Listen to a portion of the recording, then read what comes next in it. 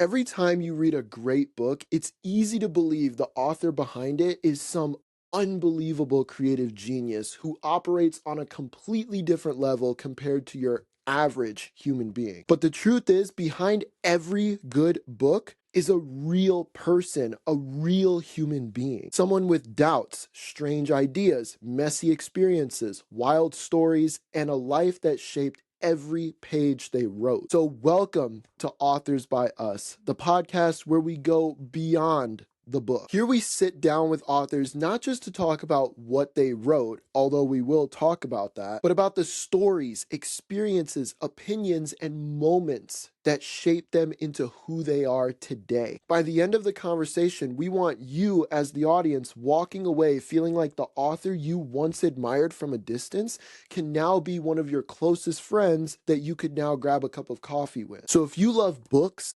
stories, or the people behind them, make sure to hit subscribe and let's meet today's author. I'm here today with Corina. How's it going, Corina? It's going really good. How about you? I am doing phenomenal. I'm very excited to have you on. We talked just a few minutes before starting, and there's a lot to discuss. You have quite the plans going on for the next few months, and I'm excited to delve deeper into that. But before we do that, the drill is always the same. Here at Authors by Us, we want to get to know more about you. We want to understand your story and everything about it.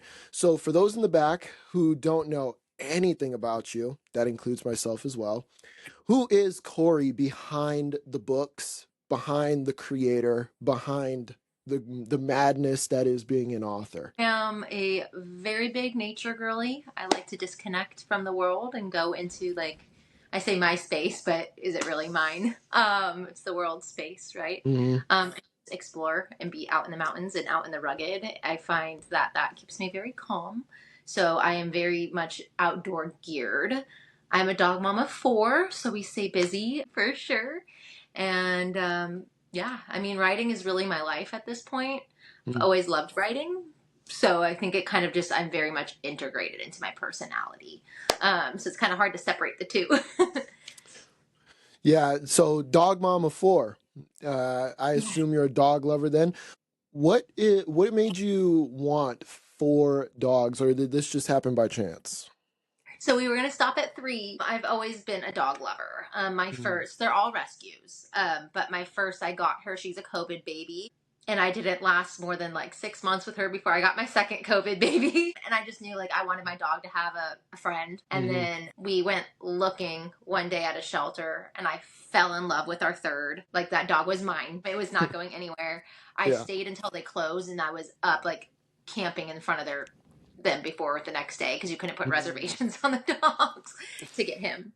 Our fourth, I'm a bleeding heart for dogs. It's like if I could advocate for like one of many things, that's one of my avenues. Gabby was found by one of my customers at the time in the middle of a parking lot, been just dropped and abandoned. Which is Mhm. just awful. And she had a bunch of medical stuff going on. She couldn't keep it in the apartment because she's a German Shepherd, so apartments aren't, you know, the biggest lovers of Mhm. Germans, unfortunately. So we took her in on the condition of like we will find somebody to keep her. No one wanted her, and so now she's our baby. And we've worked really hard to get her where she's at. She was definitely the most traumatized baby, but Mhm. better now. Dog savior. We got a dog savior in the house today. That's awesome. What is it about nature that draws you so much? I think for me, there's just a sense of peace. I don't think people realize how quiet it can get out there. And I am definitely like, I'm an ADHD brain. So if I hear all this noise, my brain is going to be matching that energy. And that can be Mhm. really exhausting. And so for me, nature is just a way to quite literally separate and be in touch with who I am, Mhm. tapping into like the poet side of me. I think there's a lot of poetry in nature as well. So it's so like cemented in me as something that feels comfortable and like a safe place. Mhm. Yeah. ADHD and writing. That doesn't, I Yes. mean, on the one hand, that can sound like a good combination because obviously it means you probably have a lot of ideas. But then on the other hand, it sounds like the absolute most awful, awful thing you could possibly deal with. Has that been a challenge for you as you have gone further into your writing life? Absolutely. Marred Mask was compiled over like a 10-year period, so that was kind of easy to compile. But starting into my Cowboy book, it's like I had all these other things plotted, and then it's always a war of who's gonna win. So I'll be like writing a couple at the same time because I Oh no. can't like focus on one until I hyper focus on one of them. So it's Mm, definitely like I have 20 works at the same time, and it's never gonna chill. I don't think. mm, Yeah, there's a lot plotted already, and it's great because I can be walking, and I went through my notes app, yesterday on mm. my phone. I was like, "What's this?" And it's all these writing ideas that I totally forgot about. Yeah. Um, so it's Yeah. it's it's challenging to be able to focus on one thing, especially if your heart's pulled in different like boundaries and directions, and you're trying to keep a timeline. I think that's the Mm. biggest challenge. But if you're able to focus and like lock in and find that hyper focus, then it works. I can't even imagine doing that for writing. I mean, I I'm an avid reader at heart, and I swear even just reading one book at a time is a problem for me. I'm someone who's got ADHD brain. I can't even imagine trying to write one book because I feel like I would just have way too many ideas. What helps you to really be able to focus? Because I can't even imagine doing that for writing. Yeah. I have a little bit of a writing routine. I have to have coffee. If there's not coffee, it's not good news. It's No the writing nicest way of happens. putting it. I need the mug that says like if I haven't like finished this, like run. Yeah, um because I'm not nice pre-coffee. So I'll wake up and I'll like meander into my book room, as you can tell. yeah. And this is my space. So once I kind of sit down in here, a lot of the times it's the moody playlist because I make a playlist for while I'm writing. I have to Mm-hmm. because that like is heavily and I will play with the playlist for my mood as well. So it's coffee, a good playlist, and I have the general idea and like a structure of what I want to happen, but I let the characters kind of control a little bit too. So I'm a plotter and a pantser. So it just kind of depends what it needs to be. So I let the ADHD win a little bit, but I have like a structured plan as well. Do you think that do you see that happening with a lot of authors where it feels like they just have to have something that forces them to be able to write or else just no progress happens? Is that a common thing that you've noticed? I feel like I have a lot of neurospicy friends as well. So I think I'm a little bit of a skewed opinion on that. I think everybody has their own quirks in how they get into the writing process. I think Mm, anybody in the artsy community has like a quirk that they lean into. So I definitely am a firm believer that everybody has something that they need to get into that process. And I think too, it also helps with the burnout that you're not like just like going too hard too fast. and that explains 10 years with you writing your book. Your first initial book, Marred Mask, I believe it's called. It is, yes. Awesome. Can you tell us just a little bit about it, just for those who Yeah. might have an interest? Absolutely. This is her right here. This is my baby. She is a single arc poetry and prose book. So it follows one storyline, but it's in separate pieces. So it's very, very different and unique for the poetry world. It follows the journey from hurt to healing. I am a domestic violence survivor. It's kind of a really dark topic, but I am on the other side. And the main reason I put it out there is this is written over the trauma period for me, Mhm, and I was entering kind of a healing period, or towards the end of my healing period, even though that's continuous, but like the big mhm, chunk of the work was almost done. mhm, And this is kind of just closing that chapter and moving into that happier space of being as healed as I can be, and showing mhm. people that there is a light on the other side of the tunnel. You talked about how you wrote this book apparently through a dark time when you were in the midst of starting your healing process. Do you believe that that unironically helped you to be able to get through that dark time? Poetry, I think it's one of the first poems in here, and I think it says it probably better than I can say it in a full sentence. But it is the it's, see if I can find it for you. Um, it is 100% it. I mean, I started this in my senior year of high school, which is a little scary to think that that was 10 years ago. Mm. But that's okay. And it's 100% was almost like a diary for me. Like I didn't go in and be like, this is my diary entry. Like it was collected over this time. But it was the way to express something that I couldn't put into proper words, which is funny because it's like Mm. words in itself. Yeah. But addressing something through metaphor, simile, and just like different tactics in writing style really helped me see it through a different lens. So it helped me address it a little bit more than keeping it in the back of my head. Mm. Yeah. Was And the poem. poetry always just a part of your life? Because obviously, being or becoming an author, I've talked with plenty of them, and even that alone, just writing a normal book is already difficult enough. Was poetry something that just always interested you? Was it something that you eventually found love in, and that's hence why your book follows a poetic feel? Or was it something, just an idea that came up during that period of time? Oh gosh, that's a that's a good question. I hated poetry. Mm. Hated it. And I think that what people are like, do not expect that answer at all. I hated it. I almost dropped my AP literature class. I saw it on the curriculum and I was like, this is a joke. No. And she made us write poetry for the class every two Mm. weeks. And her name was Miss Saint Amant. She's on TikTok and all the things too, as Saint Amant Stories. She writes kids' books. Mm. Now. But I was like, this lady's gonna be the death of me. Like I am gonna fail this class because I hate this. And it was really interesting. I mean, obviously I started going through my tough time in that period. And she knew something was up, but she didn't know, like, I'm going to cry. She didn't know the depth of what it was. And she took me under arm and she's like, writing can be cathartic and writing can be this for you. And it can be the place that you turn to. I hate that I always cry. She saved my life in so many ways. Mm. Um, and it became I wrote, Marred Mask is the title, but that was the first poem that made me fall in love with poetry, so it's very like full circle for me. I wrote that poem in her class 10 years ago, and it just something clicked in that, and it ticked me off because I'd send it and she'd be like, change this, tweak this, play with this, and do this, and I was like, this lady but she really pushed me into finding this corner of me that almost, I think, broke the surface of trauma and was able to like play with that. And I started seeing the world in a different way. So I went from like complete hate to complete love, and then it became second nature. Mm. It's like every time I go somewhere, I can see something poetic. And it's almost like I have to force it to turn off to write my novels. And then I have to like force it to turn back on now, which is crazy because Mm. all those years ago, I was like, God, just turn it off, you know? Yeah, for Um, sure.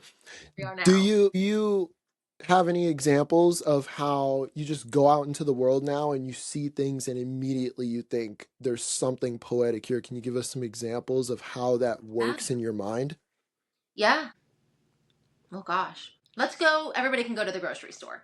I Mm-hmm. think this is an example that everybody can relate to because everybody has to go to the grocery store unless you have it delivered. For Mm. me, that is very overwhelming. I don't like choices. I like black, white, clear, done. So for me, that experience is a lot. So like going down to find fruit, let's do fruit, down the fruit aisle, and you're trying to figure out what's this, what's good, what's bad, Mm. and then you can immediately go like, okay, options. In life there's options, and you go from options to like choices and how that impacts a person and how that can play into society, and you just can go further and further and further. And if you let your mind do these things called a mind map, if you start with a center and let your mind just like wander, and you can tie emotions, feelings, sense, everything ties into everything together, and you're able to expand into that form. I don't know if that makes sense. I'm trying to see if I have a map near me, but you start in like one center theme and you can Mm-hmm. see things attach. And the more you spiderweb outward from the cute hearts, spiderweb out of the that center, you can connect something like strawberries and chocolate, and that could be more of like a romantic thing, and you can bring romance into the Mm. mundane. That That makes was a sense. great example. Yeah, that was a great example, actually. That was Yeah. awesome. You mentioned a little earlier how your teacher basically was almost like this catalyst that allowed you to unlock a love for poetry, and then eventually you were able to take that and turn it into marred mask. This is an experience that I hear so much. And I want to get your thoughts on it in regards to everyone in general, whether they're watching this podcast, whether they're just your random everyday person. But would you agree with the sentiment that it almost feels like we have to tap into something or someone else before we truly understand who we are? Because we as people don't tend to look at the bigger picture when it comes to ourselves, yet we can somehow do it in regards to everything else. But then when it Yeah. comes to us, we can't do it. Yeah, I definitely think it's harder to be introspective and looking in on yourself because I think it's so easy to look at other people and have like your opinions. And being able to dismantle that and turn inward and see it inward is not easy, and that's almost like it's a therapy process. It really is. So being able, I like to connect to nature to see it. Like my whole thing is I'm obsessed with waterfalls. Obviously I had a lot of Mm. lows, a lot of drops in my life. And you're really able, like when you look at life poetically too, it kind of all ties in, right? You can see like the things that you're drawn to have some kind of impact in a way, right? Everything happens for a reason. I'm a firm believer of that. So yeah, I guess, finding inspiration in something else, absolutely. But I think also looking within yourself and you can find inspiration in your story, and that's really hard to tap into. I still struggle with it. So I'm the most hypocritical person for saying that. But it took me 10 years to find a purpose in my story and what happened to me. So now I get to go out there and be that inspiration for others. But it's so hard to make that gap, which is, I think, you have to start comparing to other people to kind of answer your question, or other Mm. things, or looking at nature. I look at nature because I don't like to judge another human being. You don't know where they've been. And that's hard. Easier said than done, right? Waterfall is my example. Seeing Hmm. that metaphorically, those shelves, if it's like multiple levels, like the split offs, the loss of friendships, the growth that comes with that, anything, and that inspiration can really bring that influence. And I can also think if you are sitting there and focusing and being present in the moment, you really can draw inspiration and build from there into healing yourself as well. Speaking of waterfalls, I did see that when I was doing my research, that you're just a giant fan of waterfalls in general. what what is it truly about waterfalls? Is it just the beauty of it? Is there a deeper meaning behind them? When you see, for example, if I were to say Niagara Falls, for example, Yeah. obviously everyone goes amazing sight. Is there a deeper insight that just touches you further when you think about that in nature? Yeah, I do. Ever since I was little, I was a water baby. I like to say it's probably because I'm a Pisces. For my astrology girls out there, I am a water baby. I am a child of a surfer. Like I literally grew up near the water. I am a water child. They literally had to carry me to the water at the beach because I didn't want to walk on the sand when I was a No. kid. Okay. Um, so when you look, I think at water in general, there's I feel that connection in general, but like specifically waterfalls. And I have a poem in my book that probably like connects more than I can put into words because for whatever reason it goes into the poetry. But for me, I dealt with a lot of, because of the toxic relationships I had, and that's friendships, family, romantic partners. I saw a lot of splits and cracks and falls, and I'm someone I love very hard. And when that's taken away from me, I fall hard, like I shatter. And that is something that, there's beauty in the waterfall because you're falling hard, you're hitting this depth, right? You're literally tumbling off of a cliff. And you can turn into mist and float away. You can, land on a rock shelf and create moss. You can fall in the bottom of the river and keep going. It just, there's so much, you know, poetic things that can be pulled from that. And I feel like I've hit every single, or a lot of those kind of ways that those water droplets go, in my life and in that journey. So I feel like in my next life that's probably what I'll be, is some kind of like waterfall. um Wow. but it really is, and I mean it's in Mhm. the walkabout section of the book. Gosh, I really should tab these. But it really is something that's so instrumental in my life, is like seeing those waterfalls, that, and they're magnificent. I mean, you can't You can't. You can't. Yeah, You there's can't no not. words. Yeah. There's no words. It's not worth even fighting. No, I mean, they're magnificent. And then the fact that they're just so boisterous and loud and confident in what they're doing, I think is also something that I draw like a huge inspiration from. And that's why I pushed myself so hard with my journey in Marred Mask is like, Mhm. it was a book I never thought I would put out there. Okay.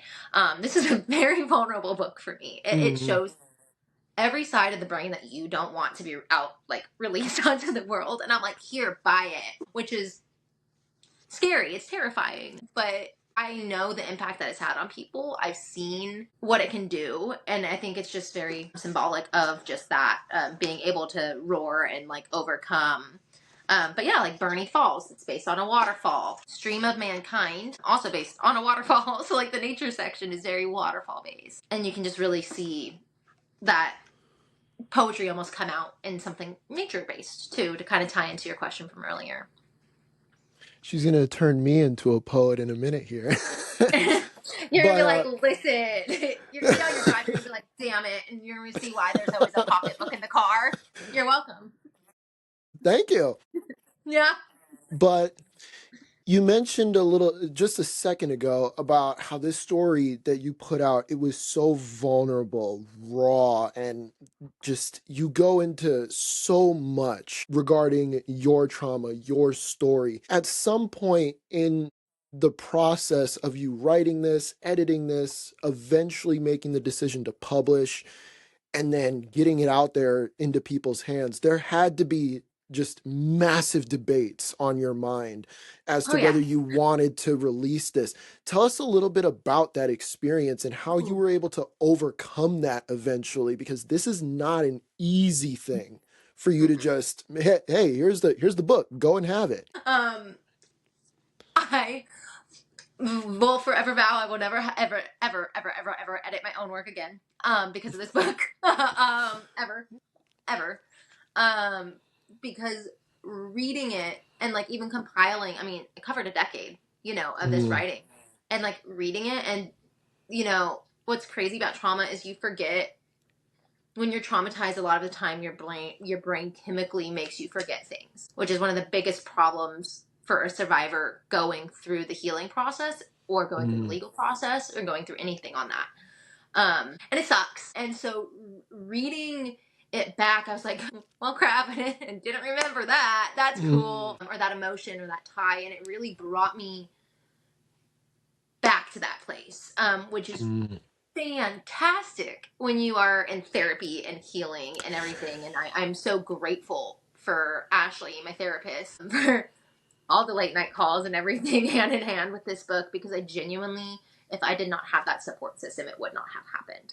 mm, Because I mean, you have to have that vulnerability, and everybody feels different, and then you're opening your story to be judged by the general public, very true. um, which is very daunting. And I think for me, and like and going through this process, there was a lot of doubt. There's a lot of days where I needed the people to push me, and I had a fantastic group of book talkers that I had built a group with, my fiance obviously, and it would be like, I just need something happy today, like I need you to take me on a drive, I need you to do this or something, and for him to, and people around me to be able to be like, this is what she needs in this moment, was just beautiful. I really couldn't have done it without them. I think really having a team, that goes for people who have a vulnerable story or have like a novel that maybe isn't as vulnerable for them. I think it's obviously so vulnerable because it's your baby. I'm so nervous about revival and it's not my full story.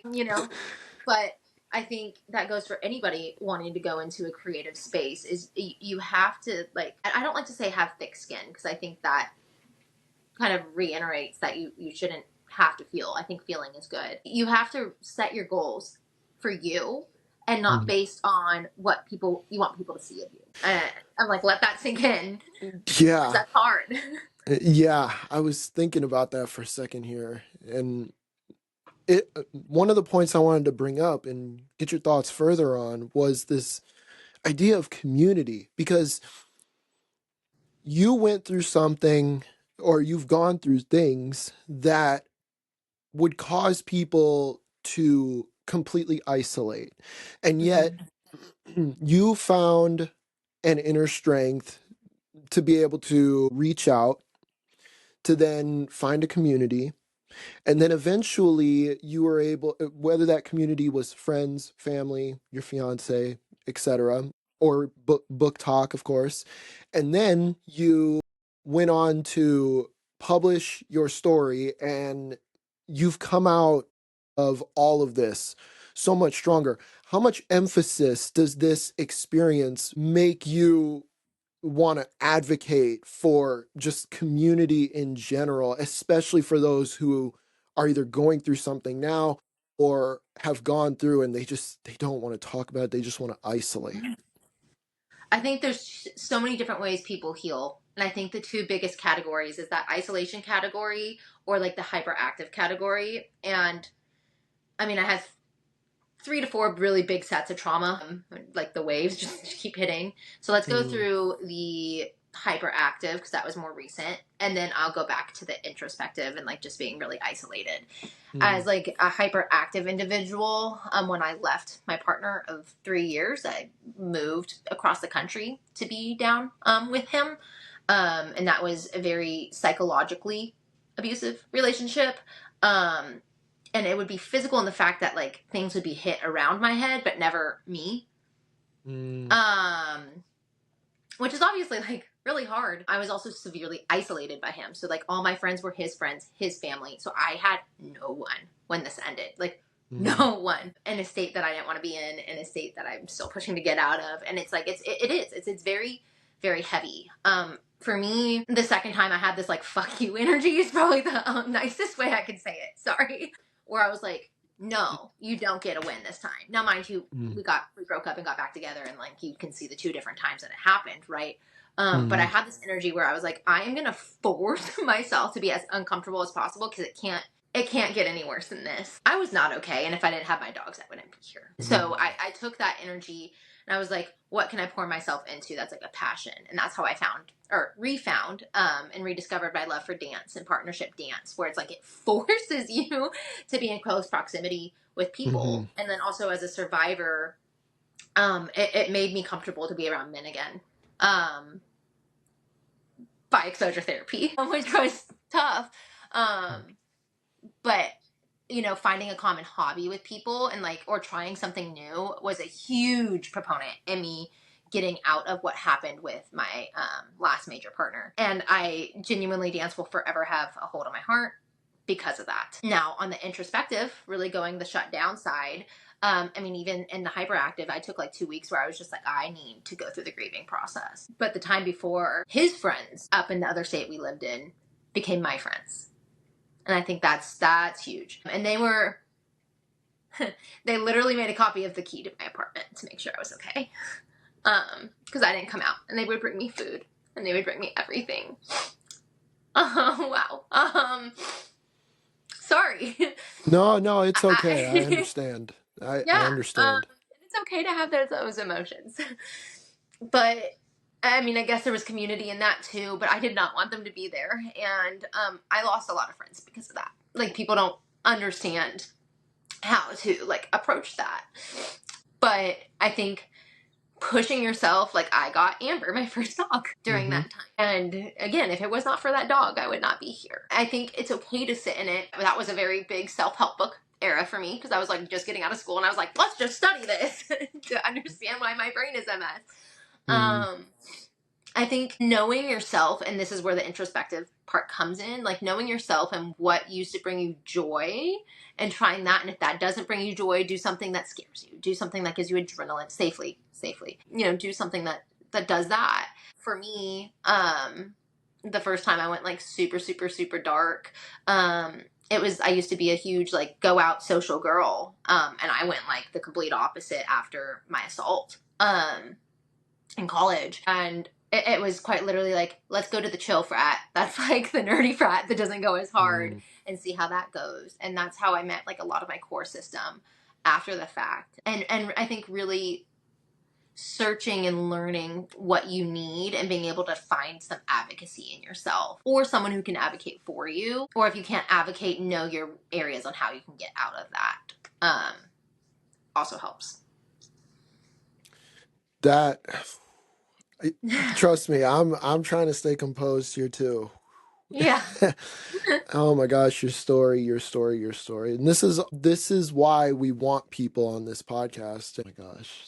I'm Yeah. just It's a journey. I laugh now about it, almost because if I don't, I'll cry. hmm But to see who I was and the shell of the human being that I was at the time and where I am now, it's not the same person.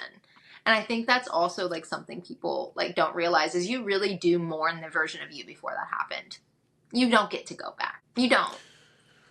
So like happy bubbly me who was like I was going to be in the FBI. I was going down that track. Like that is what I was going to do.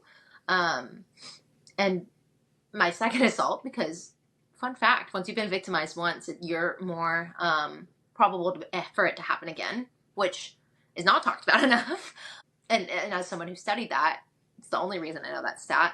But I used to work in sex crime and homicide work, so my whole career flipped its table, and to see the purpose come out of that again and like having marred mask, I told my fiance I was like if it helps one person I've done, and one person. Like I didn't think it would help more, and I thought that was a reach, which shows you the confidence of that. But if it's gonna help one person, then I did my job. And one of my beta readers, and she's a dear friend of mine, hmm and I'm not gonna say her name because she still has to face the individual.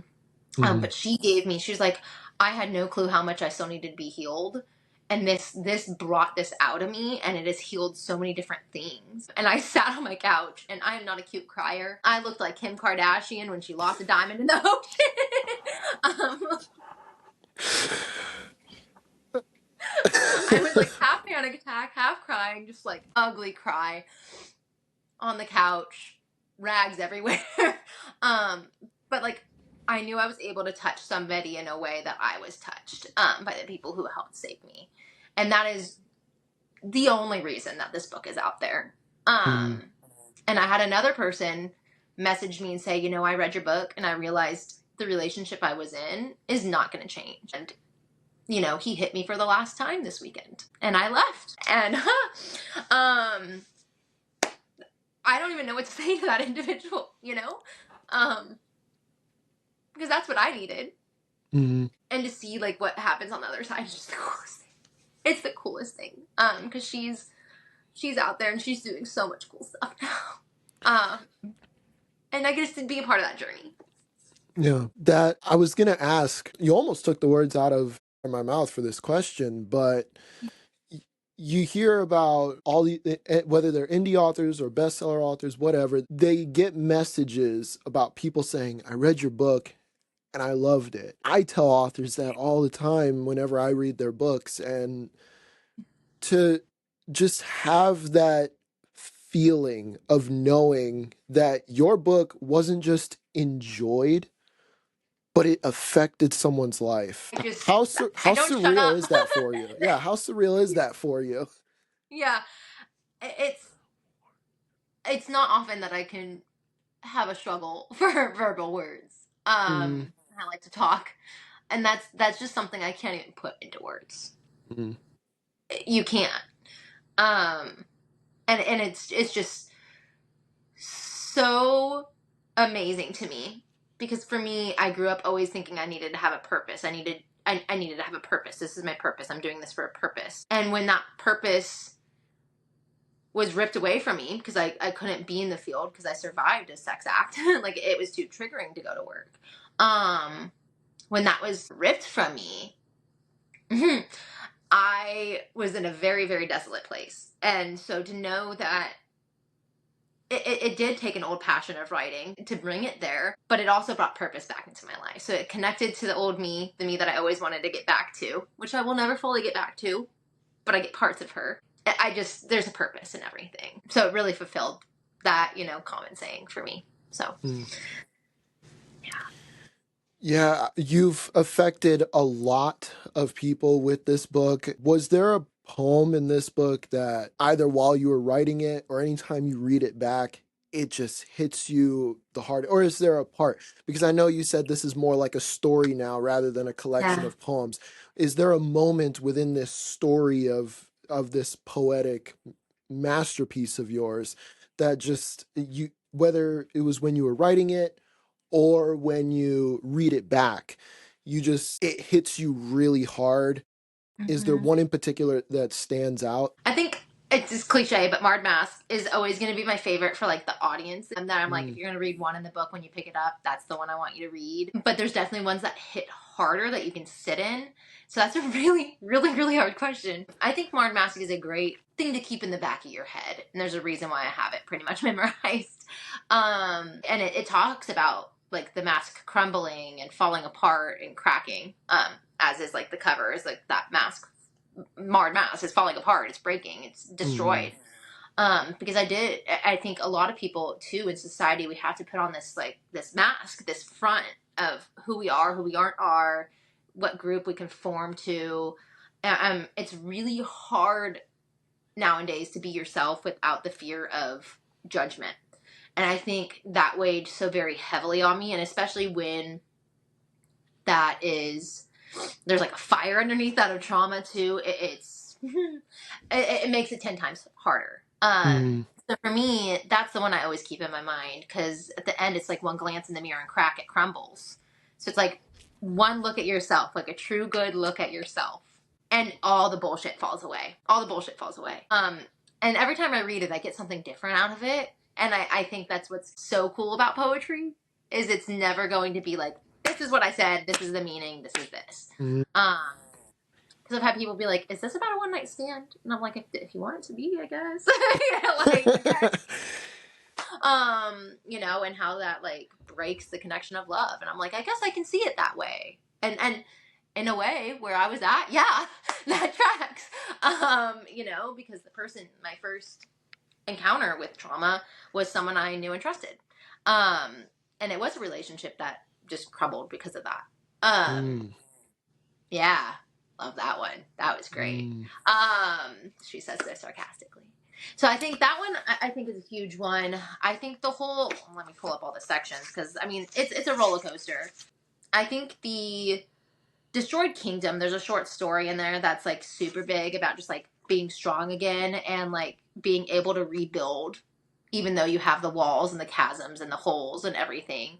Because I think at least like speaking from my experience, survivors have that like feeling that they're broken and Mm, it's you can't be put back together. And I think that goes even for like non-survivors too, or someone that has had that hurt. And Broken Kingdom, that short story really does put that into perspective because you start with like the battle of two kingdoms and the breakup essentially, and then mhm. going to being like separate fronts and separate entities. So that one's a good one too. And then I think the last one is the last one in the book. Um, and it's just saying like I know you're out there trying to like get there and trying to be okay, but just try to take the worry out of it and just keep moving forward and you got this.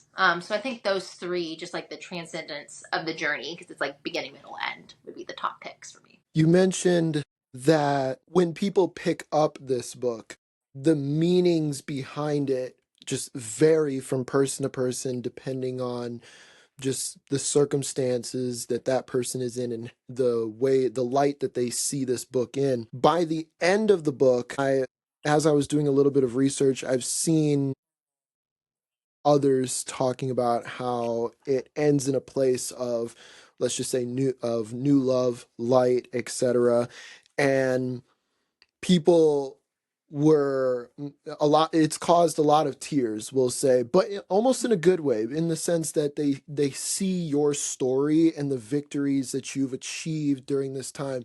So when people read through it, even if they found their own sort of path within this book, what is the thing that when they close it, that final closure that you're looking to impart into them based on the words that are on your pages? Yeah. You are not alone. You will never be alone. There is always a path for you out there, and you just have to put in the work to find it. Simple enough. Simple Simple enough. enough. I know that can sound so direct. Mm-hmm. Um, and there's a lot of floof obviously around that too. But Yeah. in bare bones, you are not alone is something that, I mean, suicidal ideations, like all these different things can fit into that. Like there is somebody else with a story that is close to yours. And I think what is so isolating in trauma is it's like it's not a victim mentality, but it is. So it's the why me? Like why did this happen to me? But Mm-hmm. there's other people that this happens to. And knowing you're not alone, and I think removing the taboo of speaking about it, like removing the mask. When I sign it, I always say remove your mask, take it off. It needs to go away. So I guess that's another thing I should say in that little phrasing. Mm-hmm. But being able to talk about it and know that you're not alone and finding that companionship and like knowing there is a path for you. It might not be the easiest path. It might be like up and down on the mountain all day every day, but those peaks and that journey is going to be what makes you who you are and what makes you such a beautiful gem. That's awesome. I Yeah. feel like I need to go buy this book now. Me too. I probably will. It'll probably go in my next book haul. I think right Yes, now let's do I think it. right now I have about 23 somewhere around there books in my next book haul. I usually get up to 30 and then I'm like, okay, go ahead and buy it and then and then I And then just fill the start getting shelves. yeah, and then I just start getting the next one. But moving on to a different subject here, you're working on a new book. Am I correct Yes. on that? Yes, What? it's Tell with us the a little bit editor. about that. So it's a lot lighter than Marred Mask, Mhm. which is crazy to think that first off, I am not a big romantic. I guess that's something people should know about me. It is the running joke between me and my fiance that he is the romantic one. Oh. He has removed the calluses. He is the love story at the end of Marred Mask, right? Mhm. Um, you know, um, but Revival is the title. It is a cowboy rock star romance, and it is with small town vibes. So it is across the state of Idaho, in the rodeo circuit. Our female main character, I almost just said the character of the next novel I'm writing. She, you know, even Wow. Harley, she is coming out of an abusive relationship. You see that in the first few chapters, and you see like the literal physical blow up at the end of it. And Mhm. that's where Brayson, our MMC, kind of comes in. And you see a lot of that reluctancy in love. It's not necessarily slow burn, it's not necessarily miscommunication. It's just real. There's not really a Mhm. trope that fits it. It's the fear of trusting again because they've both been through it in their own ends. So Harley on the abusive side and Brayson on the cheating side. And when they come together, it's like this team that there's no going back. Like when you know how Mhm. to love and you love hard. So I think it was just very cathartic to write that bond that I get to live a little bit Mhm. in its own way and taking inspiration of that and moving it forward. And there's actually 12 books planned after it. Wow. You've got it's So a series, I assume. it is. It's going to be the Read a Symbol series. So obviously you see the theme here.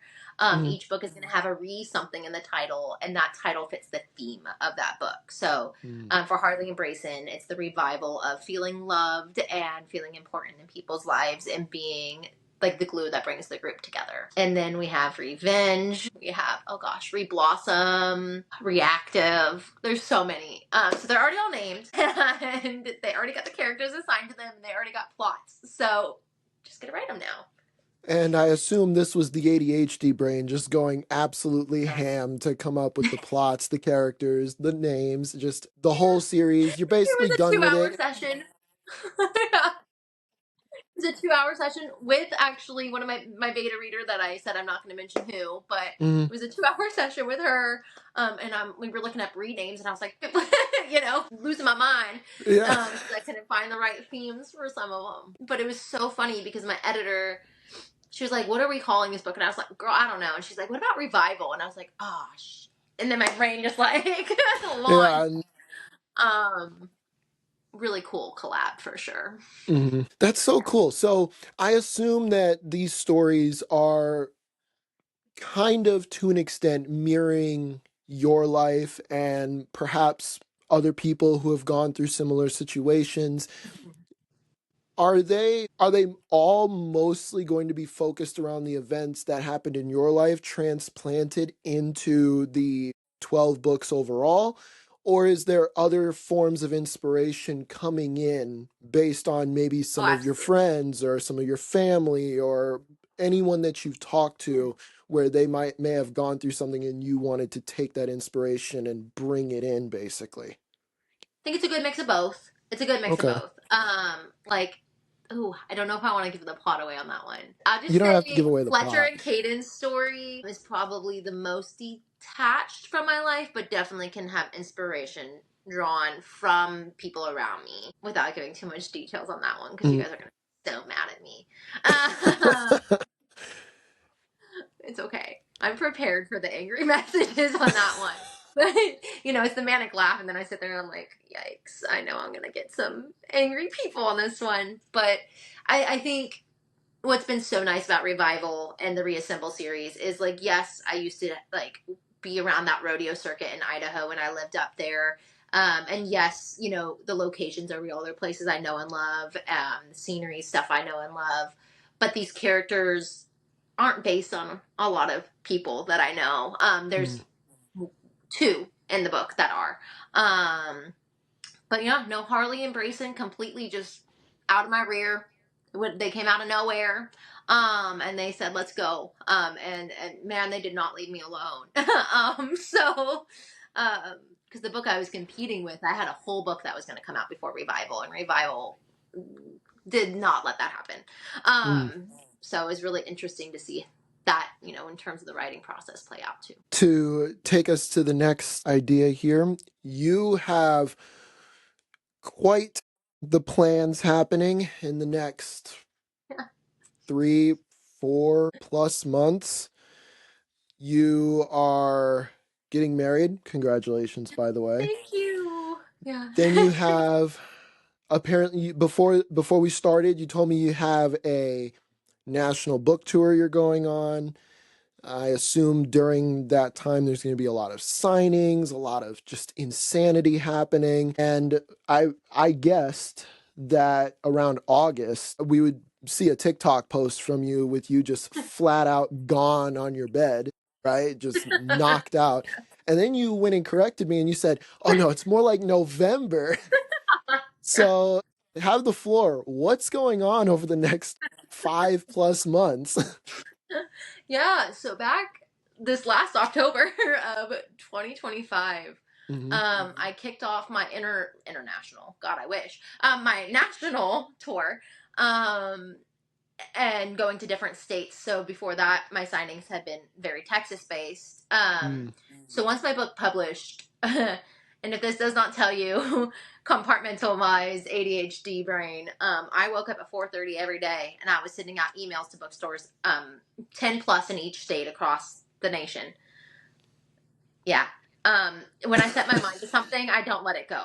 So, um, I didn't let that go. And I thought, if I can get 5 states to respond to me, Mm. awesome. That is also where I grew my thickest skin in this journey, and a ton of Yeah. rejections. Yeah. Because I sent about 600 emails. Yeah, 600, and I have a flow chart and everything. I probably got maybe 100 responses. That's a pretty Um, good rate, actually. yeah. Yeah. Um, yeah. And then that was, yes, no, maybes and in between. And that I was like, I'm not even going to follow up with the people who didn't respond because I don't have that energy. Hmm. So these were, all stores that were independent bookstores because I am a full indie loving girly. That's why I started Book Talk, is to support indie authors. This whole shelf behind me is indie based books. Mm. Um, I mean, genuinely, indie authors deserve the utmost praise because we wear so many hats. But to support indie bookstores in that same kind of gist. And so my first out of state signing was with an up and coming kind of book convention out in Tennessee. And I was like, I like to travel, I like to hike. So what if I did the same thing? And it just skyrocketed. Yeah. Um, so between October of 25 to November of 26, we will visit 20 states in this national tour, Mm. which was bonkers. I still don't believe it. Like, we were in Wyoming this last weekend, and we go back because I got invited to be a big author at this other event in Wyoming in June, different store. So what's been so cool about this journey is like we call it the mini indie tour because like I'm a new Mm, baby author. Is the people that gets to be impacted. So there's at different stops there's poetry classes. In between, I have had the opportunity to work with the nonprofit that helped me through my assault in Texas, and do trauma informed poetry classes. But it's healing, and then it's also the signing. So it's been really cool to see who gets to come out, make those real life connections, get to travel on top of it, and really live the dream. Now we just need to make it big enough that we can drop all the other jobs, and then we're happy. But I am so fortunate. It took a lot of work, but I am so fortunate to have people that believe in me as much as I believe in myself. for anybody out there who doesn't realize, sending 600 emails is, like she said, it's bonkers. It's Yeah, bonker. It's crazy. But still, 100 places responded in some way, shape, or form. That's awesome. That is really, really yeah, awesome. Apparently, during this time of in the next 5+ months up until November, you're also planning to get married yeah, and all of that. yeah, Again, congratulations on that. But yeah, how how did the plan even come in? Because again, you guys are already going a little bit nuts yeah, with just having to go everywhere and be everywhere and do yeah, everything. And yeah, now you're thinking, okay, now let's get married on top of it. yeah. What happened during this planning process? Because this is wild. Yeah. Um, so actually kind of a trauma in itself, believe it or Oh not, which no, it um doesn't end. it doesn't end. Life is full of ups and downs. And it ties back to book talk. I'm a huge Twilight girly. That's what one of the first big series that I fell in love with in sixth grade. Should not have been reading that in sixth grade. My parents were right, but that's okay. And we went up to Washington because our family is all over the U.S. So there's really not a central location for everybody to come to. We're in Texas. My friends are in Idaho. My family's in California. His is in Florida. Literally north, south, east, west. Like so there wasn't really an ideal wedding spot. So instead of people traveling to, Florida or California or wherever, we were like, why don't we just have it somewhere else and in a national park? So that kind of kicked off that journey because we knew we weren't really traditional in that aspect, and we wanted to have a part of our day that was the hiking for both of us to calm down before we're like inundated, because we're not like a huge spotlight person either of us, which is funny because what career did I choose? But again, push yourself as I put myself in the spotlight Yeah. position. But we went up to Forks, Washington. We found our venue. We fell in love with it, and then my fiance got really sick, and we were in the ER for like a week. Mm, sorry to hear Um, that, by the way. it's okay. We have, we're obviously on the other side. He's doing better. We're still working through some aspects of that and the bills and everything that come along with it. And so that plan basically got axed. And so it was like, well, do we push the wedding 2 years? No, we want to be together now. So what does this look like for us? And I landed a tour date in Alaska. And I looked at him and I said, we were in a signing in California in Pinnacles National Park on a hike that we probably should not have been doing, 2 weeks after the hospital. But he picked it, which again, kind of testament to how crazy we are. But we're climbing this mountain. I'm facing my fear of heights. We're both dying on this 8-mile trek. And we're like, well, what if we just did like one of the tour stops instead and eloped, and then we can do a family and friends thing later. Mm, And on this hike, it was really good, like clear mental for us, and literally hitting the highest highs and the lowest lows in this hike because we're crawling through caves and hitting mountaintops in the same hike. So it was just a mm. very symbolic, poetic hike, for lack of better words. And we, had just landed Alaska, and I said, dude, what if we did Alaska? And the more and more we looked into it, the more and more it just clicked. It's remote. It's us. It's just another national park. We got engaged in a national park. One of our first, times doing a big hike was a national park. So I think it's just very true to our story and leaning into who we are as people that we decided to kind of go that route. We were already going to the park, so why not just bring the photographer and the videographer and call it a day? Um, and you know, it became, well, what hike would we do and what park would we do, and narrowing it down, and it brought our love for everything together, I think. So yeah, is it chaotic? Is it, our money is being pulled in every position, right? Mm. We're stretched as thin as probably as we can. um, but we have faced more difficult and more challenging things, in my court journey against an ex and stuff like that. Why not push ourselves and see, the coolest valleys and peaks that we can hit together, and push our potential. And I think it's just the most poetic way to do it in the biggest national park of the US, and start in a valley and climb to one of the biggest peaks in the area that we're staying. Not to Nolly, because we're not that level of experienced yet, but Yeah. don't worry, we'll hit that soon. And speaking of peak, we talked about how you have these peak moments in your life of seeing the effect that just your book has had on people from a distance. And now you're doing this national book tour and you get to see the effect that you're going to have on people, whether that's by doing poetry in person. I actually want to touch a little bit more on that in a second. Yeah.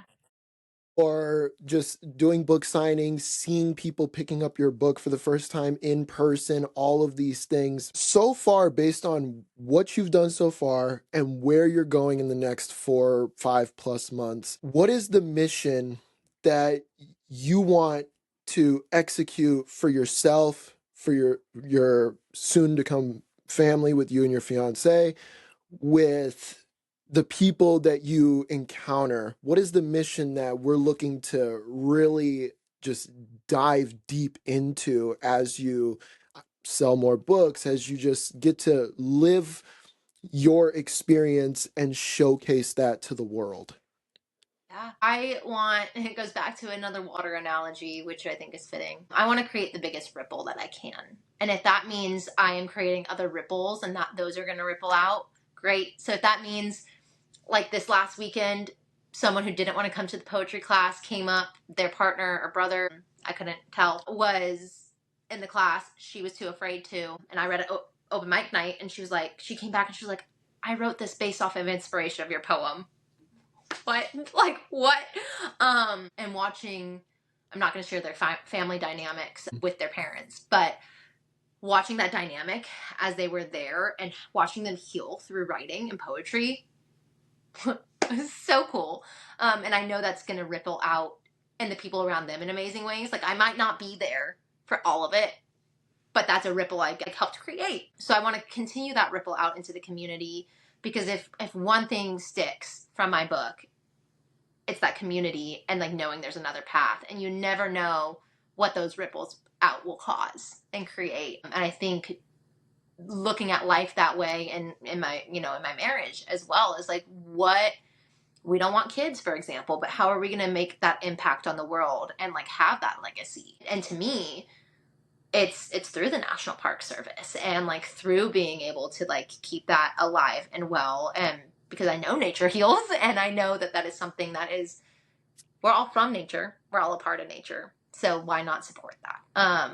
So I think really leaning into all aspects of that in the tour, in the marriage, in the relationships that we are having, is that ripple out. And I think that also goes through in the healing process of if we do need to step away from things to do that, and what that looks like, and maybe being one of the ripples that travel further from where we were and seeing what we can create in other communities, kind of like on the tour as well. Awesome. And speaking of, when you were talking about the classes in particular, poetry classes that you've had so far, and the fact that you're performing in front of people in terms of reading poetry and really just creating it and all of that, what kind of emotional effect does that have on you, that you have this ability to just be traveling around, getting onto, whether it's a stage, going into different libraries, different bookstores, wherever, and you get to just show people the power that poetry can have on their life? Something that not only changed your life,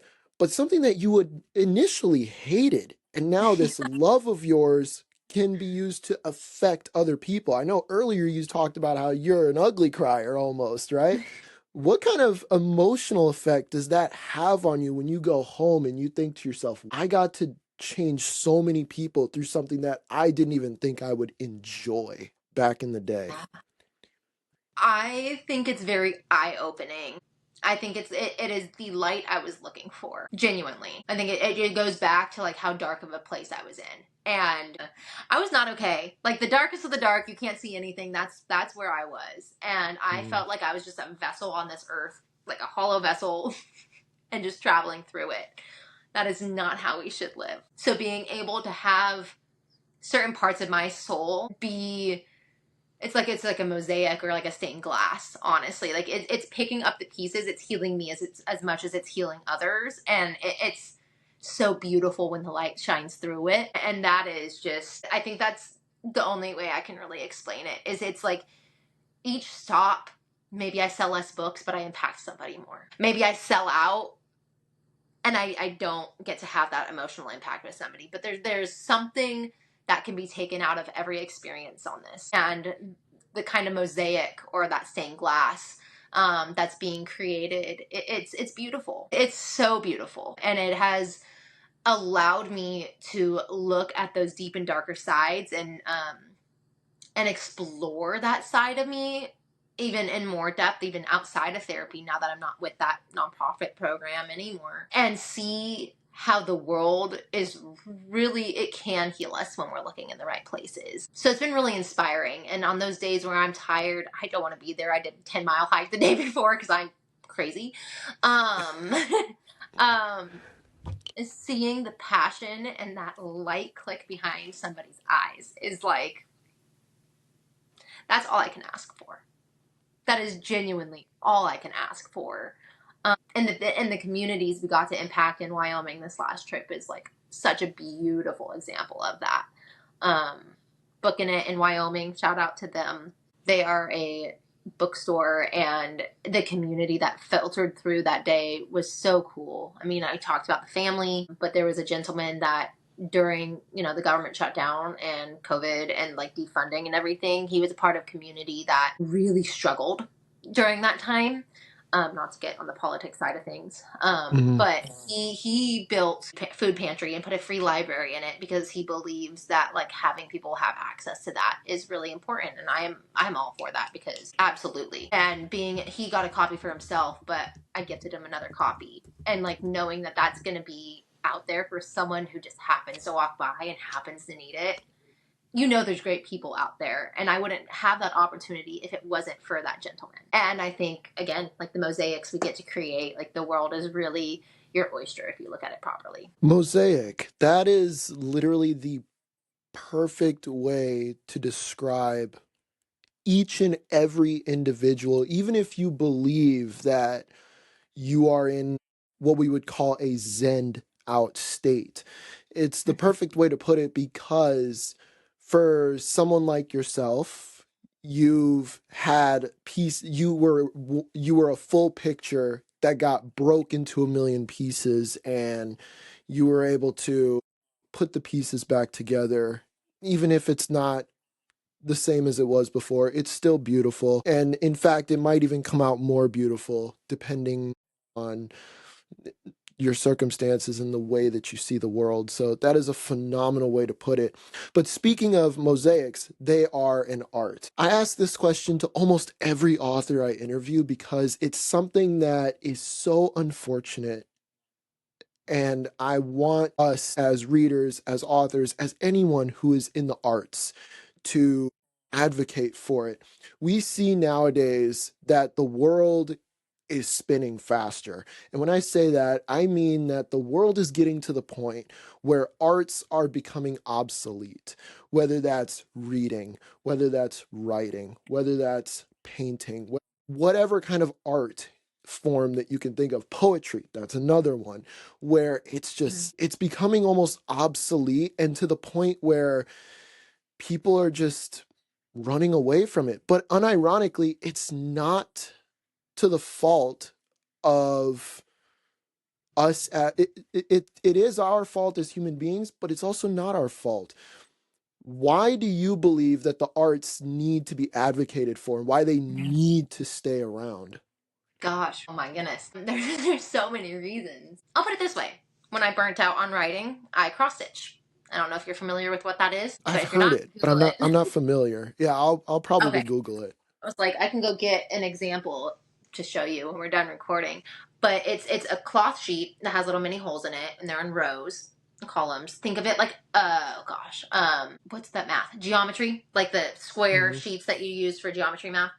Anyway, Hmm. it's like that, but at each corner is a hole, and you go from the bottom left to the top right, and you create a row, and then you come back and cross over it, and then you make each row each line, and it's that repetition or that like seeing that picture slowly be built that brings me peace and calmness. And I think the arts is really out there to express what is not expressible by words, and as a society we are moving, shorter attention spans is a big example of that. We're moving so fast that we don't have the time to slow down because we have all these expectations that we're supposed to hit. And as someone who burnt out because of expectations, it's not good. It's not good. And being able to lean into the arts allows your brain to practice something completely different. It also gives you the ability to see more beauty, to open up your mental health better, to be able to move forward in the case. And I'm going to use a literature reference because I have to. If you look at Brave New World, we're kind of moving that way. And that's terrifying, for lack of better words. Like there is a fix for everything, and it has to be a rapid fix because we don't have the time to sit in it. And I think art makes us sit in it.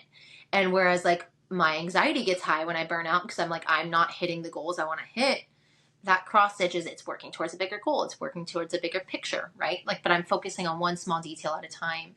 And I think if we're able to use art to either play metaphorically, because that's how I see the world, and it's hard for me to get out of that brain space, or pottery to like literally take this ugly chunk of whatever and like Yeah. form it into something that is made by your hands, your work. And then you get to look at that and be like, wow, like shit, I did that. Like, that's so cool. I think it's excruciating to watch that going away. I can't even put it into words. It's so frustrating because the beauty in it is that human connection and that community, and art brings that all together. It brings it all together.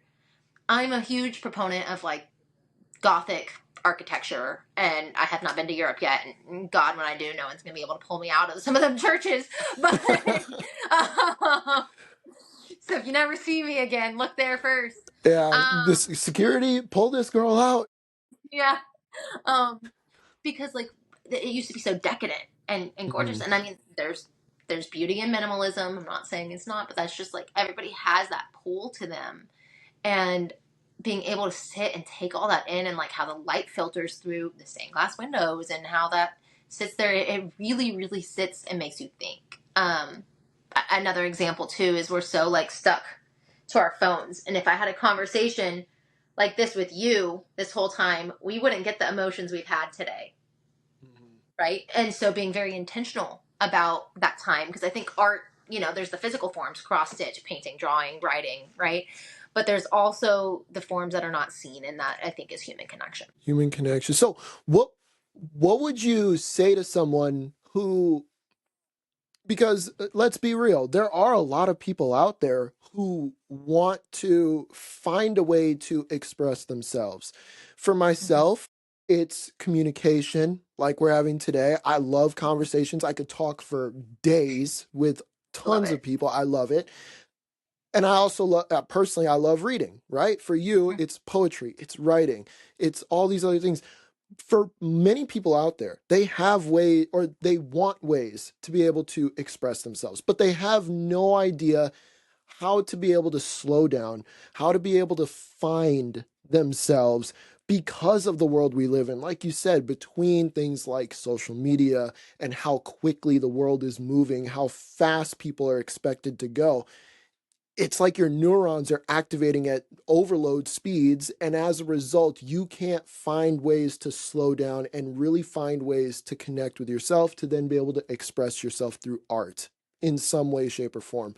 What would your advice be to someone who wants to find that, who wants to find that inner way for them to express themselves? But this world just it chokes you to the point where you just can't find it. Let's start from the complete shutdown, doesn't know where to go personality. Because that's, I think, what I can relate to the most, right? Mm-hmm. So I was almost comatose in where I was at for the longest time. And that means like wake up, brush my teeth, go to dance because that was the only way out, go to work, repeat, or whatever it was, right? But, Mm-hmm. and for a while, dance was a chore for me in the beginning. I was like, I have to go out and dance, right? But I think pushing yourself to get out of that comfort zone and almost making it as if it's like another to-do list, because that's how I started, is like, ugh, I have to add something that's different in here. Did I like it? Absolutely not.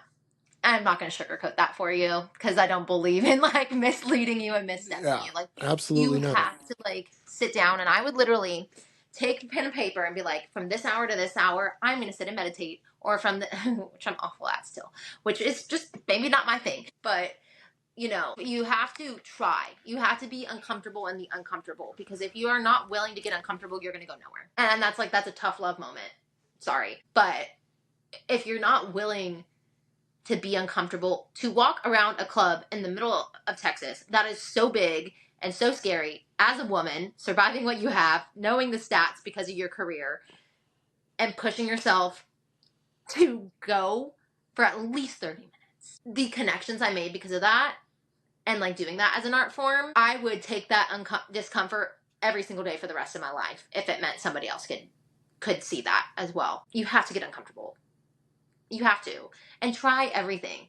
And I think too, if you're sitting there so comatose and you're in your doom scrolling, and this is like all you can do is look up one thing that you've been curious about. For me, what was it? It was crocheting, which I'm awful at, and I will never touch that again in my life. Ever. Ever. I literally sat in an Airbnb and cried. Like, because I could not figure it out. Ever. Okay. But I bought it. I tried it. I know that's not Mm-hmm. for me. But being able to sit and scroll and be like, oh my God, like these Weeble things or whatever they're called are so Mm-hmm. cute. And also start small. Don't do what I did and buy a massive project where I should have started something tiny. But I think even like going to Michael's or wherever and getting like a cross stitch kit and a paint kit and a this kit and then trying your hand at all of them, I think is so cool. Or, you know, Amazon, unfortunately, will deliver right to your door, right? So if it is that you can't get out of bed and you don't have that energy, you have someone who could bring it to you, right? So utilize the small amount of extra energy and put that out there. I think also like I was a huge proponent of just like turning into my phone and like playing games on my phone, and I was one of those for a while. Um, delete the apps, delete the apps, or be really strict about when you use them, because that's also taking your eye away from those curiosities and having that inspiration of what you might be into as well. That is a perfect explanation. I loved it. The thing is, for myself, that was a big deal. It Mm-hmm. was a big deal because I go back to COVID. Yeah. I could not hold a conversation. I could not hold a conversation to save my life. And unironically, it was something that I enjoyed. I would listen to podcasts. I would listen to people talking around me. They'd be having the best time, and I always wished I could be a part of that. And it wasn't until a little after COVID when and I'll tell anybody this, I made it the goal. Anytime I went somewhere, almost every place I entered, my goal was to walk up to one person, and even if it was for 2 minutes, hold a conversation. There you go. Just do it. And now, here we are, building. Yeah. My goal is to build one of the biggest book style podcasts now, As you should. just because I love conversation. So your Yeah. advice was absolutely phenomenal. Absolutely Yeah. phenomenal. Thank you. And speaking Live and of you this, learn. what's that? You live and you learn. You know. Exactly. Exactly. Yeah. This podcast, the goal, I know I messaged you on TikTok about this. The goal of this podcast is people tend to put others on a pedestal, whether that's celebrities, whether that's big businessmen, whether that's authors. Yeah. And I know as an avid reader, I did that quite a bit. I would read a book from an author that I absolutely loved. Hmm. And the next thing you know, I would look at that person like they were God. Yeah. Yeah. Maybe they deserve the praise. Maybe they do. Because there are a lot of people who are so talented, and even if you don't consider yourself talented, the fact that you were able to even write such a masterpiece shows that deep down you've got a talent for it. But that leads to the question, for the people who are readers who are tuning into this podcast and they look at these authors and they go, holy, these people are these creative geniuses that I need to almost look up to and just almost look at awe with on these people. What is your thought process in regards to the fact that you're just a person, just like everyone else? I think I still struggle to understand that people might look at me that way. So that's really hard for me to answer because I don't, which is funny because I'm just like you, a reader. And when Chantel Tessier followed me back, I literally laid on my floor and stared at my ceiling for hours because I didn't know what was happening. Shout out to Chantel. Um, because like she is a god. I literally screamed in the back bedroom and ran forward and like laid on the floor. Um, that was great. It scared the daylights out of my partner. I think it's so easy. Like, yeah, there are these people out there that are bigger, better, blah blah blah blah blah. I hate comparison. I think it's the worst thing you can do. I think it's the worst thing you can do.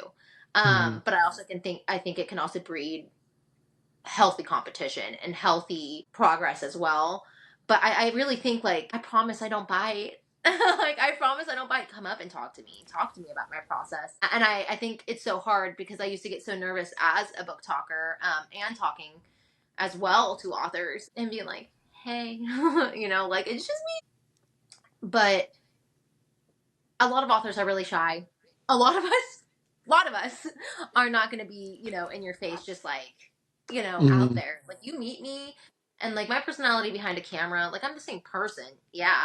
But I'm going to be like awkward, like in real life because like, I don't get why people idolize me or think you are a god or whatever. So I really struggle with that. I think mhm, depending on what they're trying to get out of the interaction is really how I would have to give the advice for that one.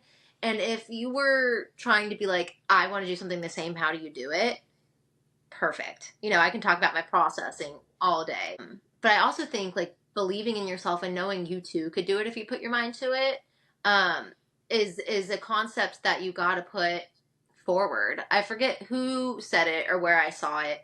There was a quote is you're never going to be good at something your first try. You're not. And that goes for communicating, bringing it forward. So like these gods, they're just more practiced. But if you put the practice in, like you too can go there. And I think if you have that mentality, it really pushes you to seeing like failures or these down slumps as something that like knocks you forward and you can like a learning opportunity. I guess is what I would say. Now, if they're like nervous to come to the table and talk to me, homie, I'm just as nervous as you are. You think I'll walk into a signing and say, I got this? No. Every time before a signing, this is not really like a really nice phrase to say. I always I look at my partner and feel like I'm either going to hurl or I'm going to shit a brick. Like, I don't know which one it is and what day it is, but like, I am nervous as crap when I walk mhm. into a signing, which is probably not what people want to hear. But it's like, I know my piece is good. I know my work is good. But there is still a very, very, very, very, very rooted and deep societal pressure to be accepted by other people. And you just got to know Mhm. that if like that person is not for you, if you guys don't connect or like whatever, that's fine. That is absolutely fine. My book's for you, that not for you, that's fine. But at the end of the day, it's the beauty of like knowing that there's possibility and just push yourself. Embrace that discomfort, I think covers everything. Yeah, you've, and by the way, don't sell yourself too short. You've affected a lot of lives Yeah. with your piece and with your Mhm. future books as well. Speaking of, for someone who picks up, whether it's Marred Mask or in the future with I believe is it Revival? I think it's Revival, right? Yeah. Yes, yeah. So whether it's Marred Mask, Revival, or any of the other 12 books, crazy by the way, I that know. that you're that you're going to be releasing, what is one thing that you want them to walk away knowing about you that your books may not be able to fully put into words? You are healing a version of me that is so built into my core. When you walk away with my book, whether you love it or not, you are supporting somebody's dream. And that goes for, everybody, traditional, but indie especially. Like, this is, as a kid I wanted to write and I was told I couldn't. And it was a hard career to be a part of, and like a certain percentage Mm, couldn't do a book. And so this is my whole career is kind of like a middle finger to the world. But I think, these are my babies. This is my career. This is what I want to do. You are supporting my dream. And that, I mean, dream aside, like, you are healing a part of me, that little girl who used to like make little books just for fun as a kid. She is so happy now, and that is just, I think, something that you don't get to see is like the true inspiration, or truly why of why people do that. I think Marred Mask, you can get so into like, I want to help heal people, or like do this and do that with the book. But you also have to realize the person behind all of that too. Like, those are my goals, but like, what does that do for me? I also think there's some people in the book space that have been tagging people in negative reviews now, mm, which is so sad. Remember, we're people mhm. too. Remember, we're people Yeah. too. I think the world just needs some kindness in it. So I think take away that, Corina is kind, and Corina just wants to live her dream. And whether you're going to be a part of that or not, that's okay. I would love to have you on a street team or a beta team, or like putting me on an automatic buy list, which I know I'm on somebody's right now, which is crazy, crazy. Not a piece that I'm ready to put on the mosaic yet.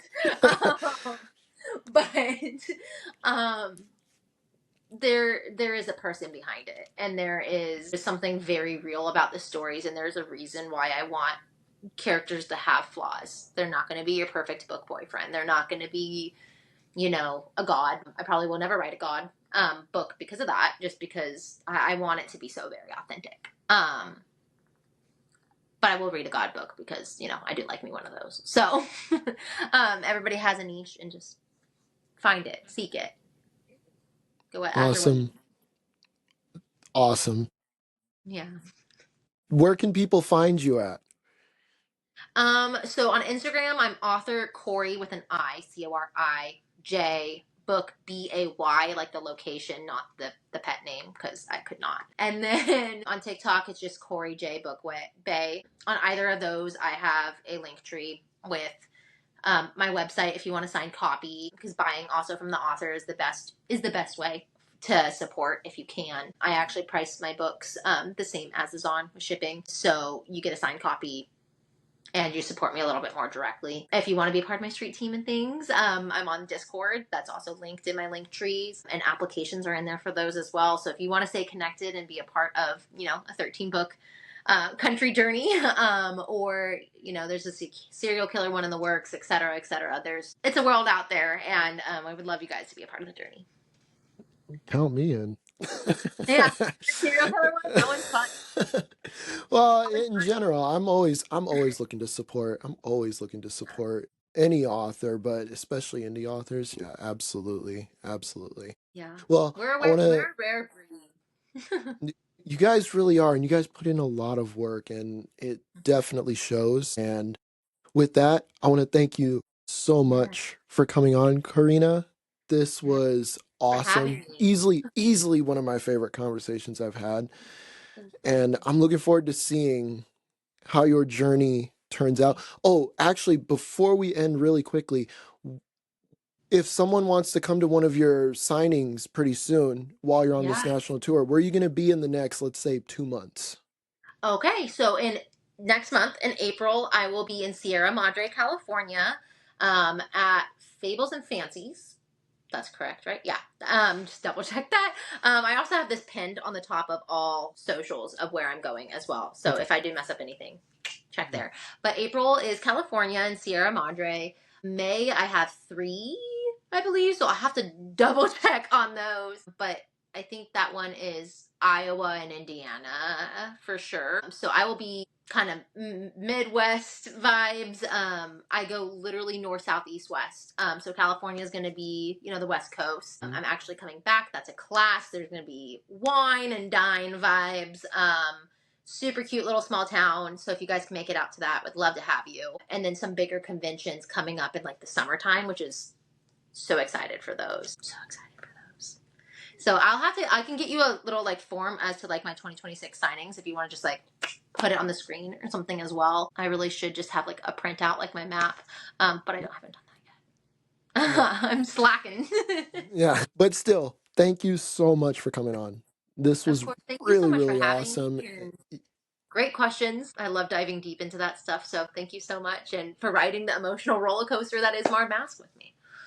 Yeah. Thank you. Thank you. This was awesome. Thank you. Welcome to the Authors by Us closing thoughts section, where we discuss some of our favorite moments from the episode. So today, Corina, this was probably one of my favorite conversations that I've had on this podcast. And it was so cool to get to know more about Corina. In fact, after this episode, I literally talked with Corina before I started this closing thoughts section. I literally talked with Corina for a good 2 hours, something like that, after the episode got done. So, yeah, this was an absolutely amazing conversation. Really loved having her on. But the first thing that I specifically want to talk about that I talked with her a little bit more about after the episode, but I wanted to bring it up here as well, was the irony of going from something she hated to something that fulfilled her life. This is, in my opinion, one of the coolest aspects of Corina and her journey, because she wrote an entire book based around poetry. So when you hear that, the normal response for the majority of people is to go off and say, oh, she must be the biggest fan of poetry. And I mean, no one would blame you, right? No one would blame you if you said that. But the fact that she went on to say, yeah, I absolutely hated it. In fact, poetry was so bad for her that she nearly basically flunked out of her AP literature class because of it. So it's not even like it wasn't something she didn't like. It was more so something that she absolutely hated and almost didn't finish a class because of. And then but here's the big reason why I wanted to bring this up. And it's the fact that circumstances change. And when circumstances change, that also can lead to new possibilities in regards to things that you used to hate. Think about it for example, like taste buds, right? Maybe when you were a kid, you absolutely hated tomato, right? I don't know why I'm using tomato, but we're gonna use friggin' tomato, okay? As a kid, imagine if you hated tomatoes, but then as you got older, maybe you tolerated tomatoes a little bit. Maybe they were okay. And then by the time you became an adult, holy crap, you couldn't stop eating tomatoes, right? Things change over time and new possibilities happen as a result. And I think that is something that affected Corina to an incredible degree. Because if you look at her story, it was the fact that her teacher came to her and told her that she realized that something was off about her. And so as a result, she then went to her and showcased how poetry wasn't just something to write, it could actually have an effect on her personal life. And then she was able to utilize that in a way that helped her to start healing through the trauma that she was going through. It went from being so all of a sudden, poetry went from being just a style of writing that she really wasn't a fan of to now being something that was helping her cope with the issues that she was going through and start healing. And you can see how the circumstances changed. And as a result, new possibilities came to the forefront because now it was no longer just her writing poetry for no reason. It was now, holy, poetry is affecting my life personally. And that's how it went from being something she hated to something she loved. Just something I really, really liked about her story, and I wanted to point out further. The second thing I wanted to point out is actually about her book. The fact is, the way she said it, Marred Mask is something that everyone who has read it apparently has told her that they came out the other side of that book with different thoughts based on what they personally were going through. And to me, that is so interesting because you don't see that very often with many books. Yes, don't get me wrong, there are plenty of books out there where maybe you read it and it affects you differently than it affects the next person. But the fact that she doesn't just say that they read it and they thought, oh, this helped me through my trauma, although it did, but the fact that she claims or she states that the people who have read it came back to her and basically told her that the way they saw the story was completely different from anyone else that she's talked to. That is insane. And it almost reminds me of the game series known as FNAF, Five Nights at Freddy's. If you guys know about this, you probably know where I'm going, but for those of you who don't, let me give you some context. So, in FNAF, Five Nights at Freddy's, the way that the games are set up is the lore, pieces of the lore are kind of thrown in within each game. The creator of the game, Scott Coffin, he basically, within every game, would put these little tidbits of the lore within his games. And as you play through them, as an average player, or as someone who is just going through the games to have fun, you're probably not going to be able to fully piece everything together. Now, yes, over time, the story has become a lot more coherent, but I remember way back when these games first started releasing, it was ridiculous because you had theories going out all the time about the lore behind the Five Nights at Freddy's series. You would have videos of people claiming, oh, this is the story. No, but this is the story, and this is the story. And there were so many different theories out there. And it was ironic because all of them somehow fit. And it wasn't until more games got released that the lore started to really make a little bit more sense.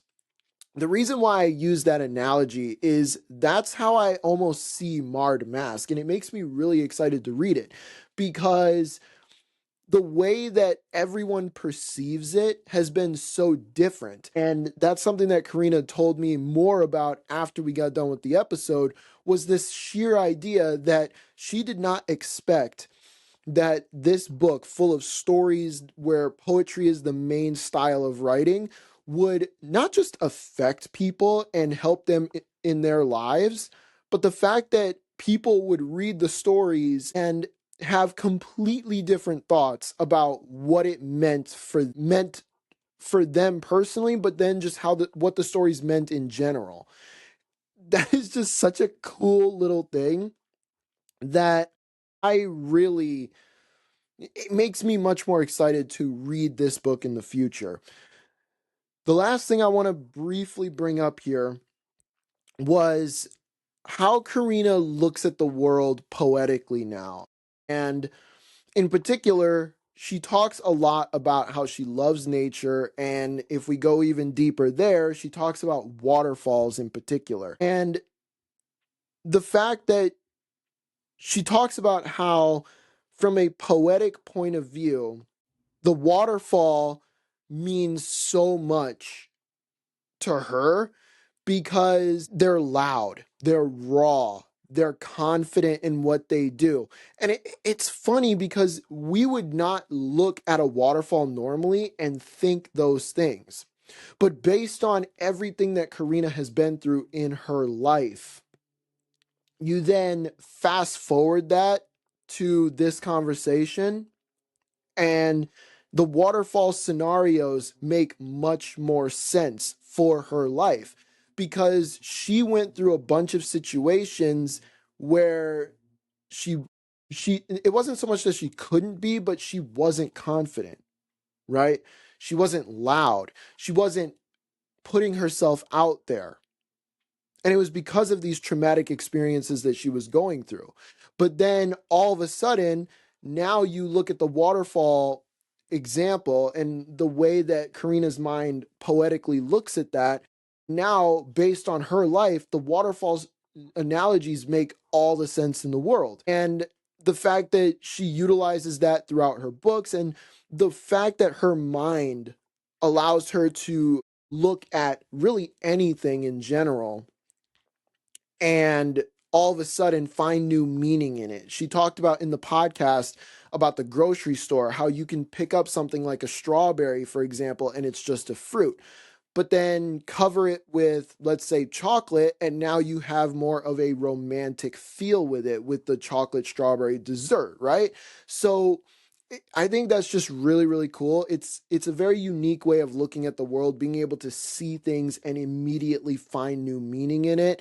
And it's something that I definitely want to at least try to see more of as I go day by day in my life. But with that, those are the three things that I wanted to bring up that I absolutely loved from this episode. What did you personally like from this episode? Definitely let me know. And with that, I hope you enjoyed it, and I'll talk with all of you next time.